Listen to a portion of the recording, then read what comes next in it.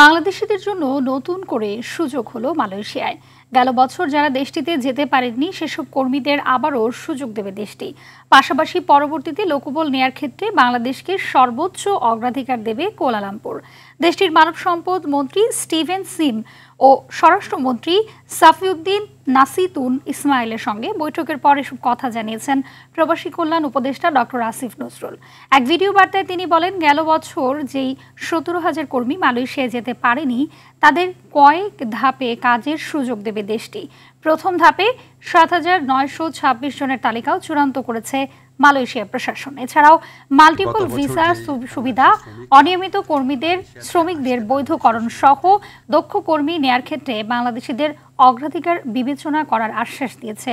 গত বছর যেই বাংলাদেশি শ্রমিকরা মালয়েশিয়াতে আসতে পারে নাই শেষ মুহূর্তে, তাদেরকে উনি মালয়েশিয়াতে আসার সুযোগ করে দিবেন। এটা নাম্বার ছিল 17,000-এর মতো।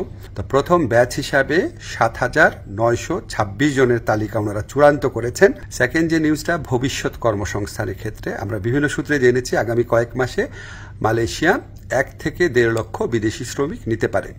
তো আমাদেরকে মালয়েশিয়ার যে ইন্টেরিয়র হিউম্যান রিসোর্স মিনিস্টার আছে, উনি আশ্বস্ত করেছেন লোক দেওয়ার ক্ষেত্রে বাংলাদেশকে সর্বোচ্চ অগ্রাধিকার দেওয়া হবে।